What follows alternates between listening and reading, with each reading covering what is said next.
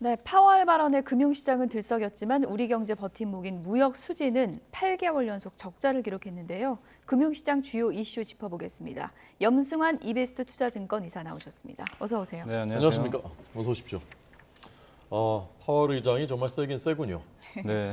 예상했었던 발언입니까? 오늘 그 발언이? 아니 오늘 사실 발언은 이제 뉴스를 보신 분들은 아시겠지만 사실 지난번에 FMC 회의랑 거의 비슷한 발언을 했어요. 사실은 이제 그때도 뭐라고 했냐면 긴축 속도 좀 조절할 수도 있다.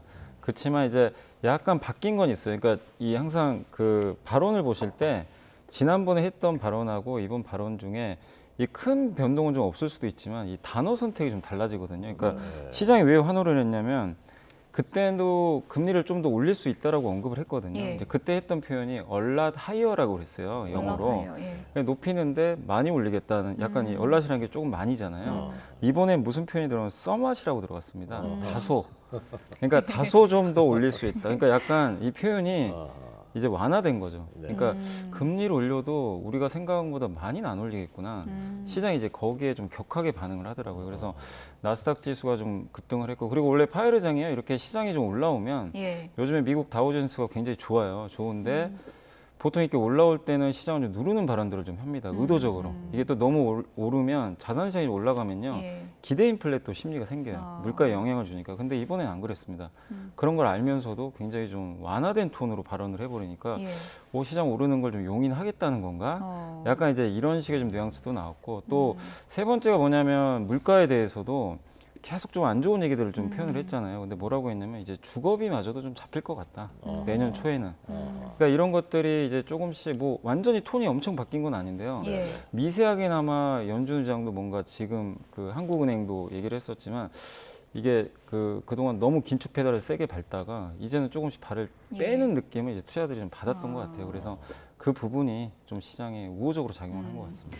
이런 발언 나오고 시장이 반응하니까 벌써 산타 파월 이런 얘기가 나오고 있고 네. 연말 연초에 이거 뭐 상승세에 가는 거 아니냐, 산타 랠리 가는 거 아니냐 이런 지금 기대감들이 있더라고요. 그러니까 실제로 이제 증시가 이 파월 의장이 그러니까 발언하기 전만 해도요. 이번에도 왠지 좀 누를 것 같다.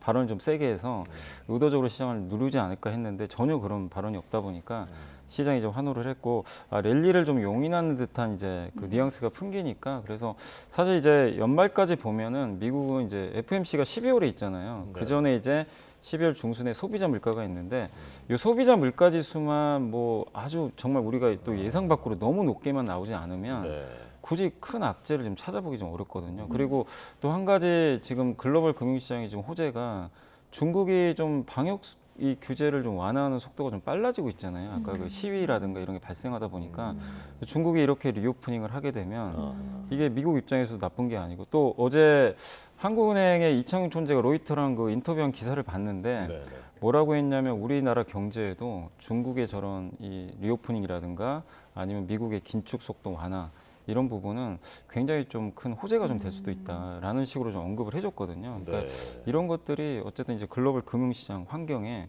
굉장히 좀 완충제 역할을 해주는 거죠. 그래서 우리가 그동안 너무나 시장이 좀 가파른 긴축만 하다 보니까 그냥 계속 좀 약간 쫄아 있었잖아요. 좀 위축되고. 근데 이제 약간 이제 좀 어깨를 피는 거죠, 지금. 연방공개시장위원회 FOMC 12월 13일, 14일 이틀 예정됐습니다. 지금 이제 저희 그 김지선 기자가 원달 환율이 1,300원 아래로 떨어졌다가 왔다 갔다 하고 있다라고 했는데 어느 정도까지 떨어질 것이라고 보십니까? 사실 이제 증권가에서는 1,300원 밑까지는 안 봤거든요. 대부분 뭐 많이 빠져도 1,310원, 20원 정도 봤는데 일단 이건 내년에 1,300원 깨지는 걸로 대부분 봤어요. 근데 이제 급격하게 이게 떨어지게 된 배경은 일단 이제 연준 의장이 직접 또 언급을 한 것도 있지만 아까 말씀드린 대로 이 달러에 영향을 주는 것 중에 큰 게 사실은 이제 글로벌 경기잖아요. 근데 거기서 기댈 게 없었던 중국이 아까 말씀드린 대로 지금 이제 서서히 방역 규제 완화하고 리오프닝으로 가게 되면 중국 경제가 우리 예상보다 좀 빠르게 돌릴 수도 있고 또 중국이 지금 올해 2월부터 돈을 풀었거든요. 근데 이제 많은 분들이 생각하셔야 될 게요. 뭐 우리나라도 비슷하지만 이 경제 그 정부나 중앙은행이 돈 푼다고 그게 바로 효과가 나오지 않고 최소 6에서 1년 걸립니다.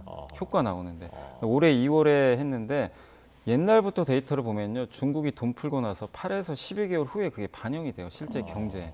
그러면 내년 상반기 뭐 늦어도 한 3월이나 5월에는 이런 게 반영이 되면 아 중국 경제는 적어도 올해보다는 좋겠구나. 그럼 이런 게 반영이 되는데 중국이 또 리오프닝을 좀 빨리 하네. 이러면 이제 그 원달러 환율 중에서 이 달러가 더 약해지는 거죠. 위안은 강해지니까. 그럼 우리나라 경제 또 중국에 많이 또 종속이 되잖아요. 예. 그럼 당연히 우리나라 원화 강세 효과를 또 불러일으키는 거죠. 그러니까 파웰의 비둘기 발언에다가 중국 효과 이 두 개가 원화의 강세 효과를 부추긴 것 같고, 그러니까 이게 정반대죠. 올해 환율이 1,450원까지 간 거는 예상치 못한 전쟁, 또 금리 인상 속도가 너무 빨랐고 중국이 제로 코로나를 너무 세게 했잖아요. 네. 3월, 4월에 예상치 않게. 예. 그러니까 환율이 우리 예상보다 훨씬 높게 올라간 건데 지금 이제 역방향이 나오는 거죠. 이 흐름이 바뀌다 보니까. 예. 그래서 환율이 1,300원 깨져서 뭐 계속 갈지는 모르겠지만 지금 환율 이 그 상승의 좀 그러니까 하락의 배경은 이런 것들이 작용하는데 이게 일시적인 지금 상황이 아니잖아요. 네. 그래서 좀 원화 환율은 좀 당분간 계속 안정화되지 않을까 이렇게 예상을 하고 있습니다. 물론 지금 너무 올라왔기 때문에 떨어지는 게 맞는데 네. 전에 설명해 주실 때 또 너무 떨어져도 안 된다고 하셨잖아요. 그러니까 너무 이게 이제 속도가 지금, 예. 근데 이 너무 비정상적으로 높았기 때문에 예. 1,200원까지는 좀 떨어지면 오히려 아, 좋죠. 우리나라 경제에는. 왜냐하면 또 무역 수지도 좀 그렇고 또 우리가 제일 고생했던 게 수입 물가가 너무 올라갔잖아요. 근데 이런 것들을 좀 안전판 물가 역할- 잡는 데도 도움이 되는 네, 도움이 거죠. 되는데 근데 만약에 여기서 너무 빨리 떨어져서 1,200원을 그냥 깨버리면 예. 이건 또 기업들이 대응하기 또 어렵거든요. 아. 그래서 지금부터는 좀 천천히 떨어지는 게 좀 좋지 않을까 싶습니다. 네. 예. 그러니까 우리 경제에서 이제 외곽에서는 이게 훈풍이 불어오기 시작하는 이게 네. 느낌인데 이제 안에서는 화물연대 파업이 지금 진행 중입니다. 네. 이 화물연대 파업이 전반적인 경제에는 어느 정도 영향을 미치게 됩니까? 그러니까 사실은 그 이 화물연대 파업이 이번이 그 보니까 지난 올해 6월까지 봤을 때 5번이고 예. 총 그리고 이제 한 번 더 하고 있으니까 6번이죠. 근데 과거에 보면 4번 정도가 그 중에 조단위 피해를 좀 입혔어요. 그래서 이게 결코 적다고 할 수도 없고 네. 그리고 작년이 제일 컸습니다. 작년 2차 총파업 때가 거의 한 10조 원 가까이 피해가 발생했거든요. 그래서 그때만 해도 이제 글로벌 경기가 그렇게 나쁘진 않아서 영향이 좀 제한적이긴 했습니다만은 그렇지만 지금은 좀 다르죠. 지금도 올해 6월에 있었던 파업이 지금 벌써 2조 원 정도. 이번에 지금 아직 이제 통계는 나와봐야 되겠지만 1조 원 이상 지금 발생하거든요. 근데 그때랑은 강도가 다른 게 지금 뭐 훈풍은 불지만 이게 경기가 지금 아직은 이게 다운되고 있는 구조에서 내년에 좀 좋아지겠지 하는 기대감이지 당장 경기가 좋아진 건 사실 없거든요. 네. 근데 이 상황에서 이렇게 화물연대 파업이 발생하면 당연히 지금 가뜩이나 어려운 국내 경제에 예. 더 치명타가 좀 불가피하고 또 이게 우리가 2년 전부터 제일 고생했던 물가에 영향을 줬던 게 결국 공급망 이슈잖아요. 예. 물류가 안 들어가지고 그게 영향이 컸는데 아마 기억하시겠지만 그 일본에서 만들었던 그 선박인가요? 그 에버그리노가 예전에 수에즈 운하에서 자초돼가지고 와. 컨테이너선 운임지수가 정말 어마어마하게 올랐잖아요. 네. 그게 이제 물류 피해로 갔는데 이게 화물연대가 뭐 그 정도는 아니더라도 지금 이 물류가 막혀버리면 가뜩이나 또 지금 공급망 아직도 불안한 상황에서 물류가 막히면 또 공급 이슈가 생깁니다. 그럼 공급이 줄면 또 어떻게 되죠? 물가를 또 자극시키죠. 네. 예, 그러니까 이게 좀 걱정이 되는 거죠. 그래서 이게 좀 빨리 끝나긴 해야 되는데 어쨌든 지금 제일 문제가 시멘트 쪽 여기가 좀 제일 크잖아요. 네. 근데 이게 우리나라도 건설 경기가 지금 상당히 중요하잖아요. 예. 근데 가뜩이나 지금 요즘에 건설 업황도 안 좋은 상황에서 지금 시멘트를 가지고 레미콘 회사에 이 타설을 해야 되는데 이걸 지금 못 하고 있다고 합니다. 그래서 이 부분이 또 건설 경기 악화를 주면 우리나라 당연히 또 GDP에도 추가적인 좀 타격이 불가피하기 때문에 좀 그런 부분에서는 좀 걱정이 되는 건 사실입니다. 저희가 앞서도 뭐 현장 연결해서 건설 현장이 곳곳에 멈춰 있다. 네. 지금 그런 심각한 상황이다라는 걸 이제 보여드렸고, 그리고 당장 지금 주유소 가도요 기름이 없다고 하는 곳들이 많다고 그러더라고요. 네, 그러니까 이 현재 우리나라 주유소가 한 15,000개 정도 된다고 하는데 예. 아직까지는 여러분들이 그래도 이게 가끔 가시다 보면 좀 없는 데는 보이실 예. 거예요. 저도 아침에 출근하다 보니까 그 경유는 있는데 휘발유가 이게 안 써 있더라고요. 그래서 없나 보다 좀 생각을 했는데 예. 아직은 그렇게 많은 곳에서 뭐 이렇게 부족한 건 아니거든요. 왜냐하면 휘발유 경유를 한 2주 정도 비축은 해놔요.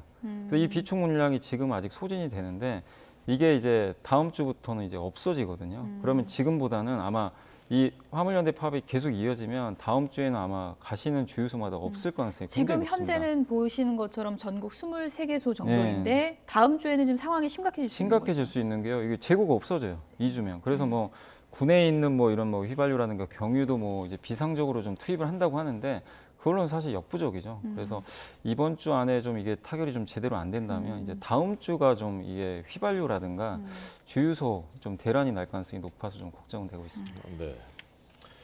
오늘 이제 발표된 지표가 무역 수지가 8개월 연속 적자가 나왔고 경제 성장률은 3분기에 0.3% 성장. 이 수치들은 어떻게 해석하셨고 앞으로의 전망 어떻게 하시는지요? 일단 이제 오늘 뭐 수출 그 11월 수출도 나왔고 이제 3분기 전체로도 나왔는데 네. 10월에 이어서 11월도 수출이 역시 좀 안 좋아요. 이번에는 또 10% 이상 또 수출이 감소를 했고 네. 여전히 수입은 좀 증가하고 있습니다. 그러니까 이제 무역 수지 적자가 지금 올해만 해도 벌써 8번째, 8개월째 적자가 이어지고 있고 또 심각한 건 지금 중국 쪽의 대중 무역 수지가 계속 좀 늘어나는 게 좀 걱정스러운데 다만 이제 이런 부분들이 그 오늘 이제 주식시장이 좀 올라가면서 많은 분들이 좀 의아하실 수도 있고 이게 지표가 안 좋은데 주식시장이 2,100에서 2,500까지 예. 올라갔거든요. 근데 왜 그러냐면요. 지금 현상으로는 좋지는 않은데 항상 이제 주식이라든가 이런 이제 환율 같은 경우 좀 약간의 몇 개의 흐를 또 내다보고 움직이거든요. 그래서 내년도에는 지금보다 좀 좋아질 가능성이 높은 게 오늘 뭐 무역 수지나 이런 거 안 좋았지만 제가 아까 말씀드린 대로 지금 제일 리스크가요. 사실 올해 가을 들어가기 전에는 많은 분들이 제일 리스크로 꼽던 데가 유럽이었습니다. 네. 유럽이 그 천연가스 문제 때문에 정말 이거 위험한 거 아닌가. 또 예. 영국 총리 좀 리스크가 있었잖아요. 네. 근데 지금은 그 얘기하신 분이 없어요. 쏙 들어갔는데 지금 마지막 남은 리스크가 이제 중국이죠. 네. 중국 코로나 때문에. 우리나라 무역 수지의 대부분이 또 중국에서 나오니까 우리나라 수출의 거의 한 25, 홍콩 우회하면 30%가 넘어요. 그래서 이제 중국을 바라볼 수밖에 없는데 그래서 중국이 살아나야 되는데 지금 살아나는 신호가 지금 보이기 시작을 했습니다. 그래서 지금 당장의 현상은 되게 안 좋지만 어쨌든 중국이 이렇게 조금씩 지표라든가 아니면 이제 리오프닝 정책을 좀 펼치면서 살아나면 우리나라 반도체나 이쪽에 들어가는 이제 다양한 장비 수출이 늘어날 수 있기 때문에 결국 저는 좀 너무 염려할 필요는 없다. 그래서 좀 시간이 지나면 중국이 살아나면서 해소되는데 근데 저는 개인적으로 지금 제일 걱정되는 거는 아까 말씀드린 화물연대 이 파업 때문에 제일 걱정되는 게 좀 건설 쪽이에요. 왜냐하면 이제 며칠 후면 그 둔촌주공이 이제 분양을 시작을 하거든요. 예. 근데 만약에 이게 또 분양이 제대로 안 된다면 우리 그 레고랜드 한번 또 경험을 해봤잖아요. 그래서 이게 우리나라 자체적인 신용 리스크가 아직 완전히 해소가 안 됐습니다. 그래서 한국은행 총재도 자꾸 얘기하는 게 금리를 이렇게 올리는 걸 주저하는 이유 중에 하나도 어쨌든 그 신용 리스크 때문이거든요. 예. 우리나라 주택에 대한 가계부채. 그래서 이 부분에 대한 부분이 좀 가라앉아야 우리가 조금 더 긍정적으로 볼 수 있지 않을까 이렇게 보고 있습니다. 어쨌든 수출 성적표가 안 좋은 게 이제 우리 경제가 이제 수출이 버팀목인데 이 부분이 이제 대외적인 변수 말고 우리 자체적으로 뭔가 좀 포인트를 두고 노력해야 될 부분이 있을까요? 우리나라에서 좀 노력할 부분은 뭐냐면 지금 이제 중국이란 나라가 한국이 만드는 걸 거의 다 만듭니다. 옛날에는 왜냐하면 중국이 못 만드는 거 우리가 중국에 수출을 했죠. 예. 그래서 항상 흑자였어요. 근데 지금 무역수지 적자인 이유가 두 가지입니다. 중국이 제로 코로나 한 게 첫 번째고 예. 두 번째는 중국이 자기네가 만들어요. 그러니까 예를 들면 지금 뭐 2차 전지는 한국보다 점유율이 더 높고 그 다음에 디스플레이 아시죠? 이거 예전에 우리나라가 1등 했는데 지금은 중국이 다 역전해 버렸죠. 그리고 반도체도 이제 자기가 자립하려고 지금 하고 있는데 그러니까 모든 산업 뭐 자동차도 마찬가지고요. 모든 산업에서 중국이 이제 굳이 한국 걸 쓸 이유가 없어질 정도로 자립 속도를 좀 높이고 있거든요. 그러면 이제 우리나라 어떻게 가야 되냐면 일본처럼 어쨌든 중국과 경쟁은 해야 되지만 기술력으로 이 중국이 못 따라오게 좀 그 첨단 기술을 계속 좀 발전을 시켜야 되겠죠. 그래서 다행인 게 중국이 아직은 반도체를 첨단 기술이 좀 부족해요. 네. 그러니까 저사양 반도체 만드는데 고사양은요 못 만드는데 그걸 또 미국이 좀 막아는 주죠. 왜냐하면 장비 수출을 못하게 하니까.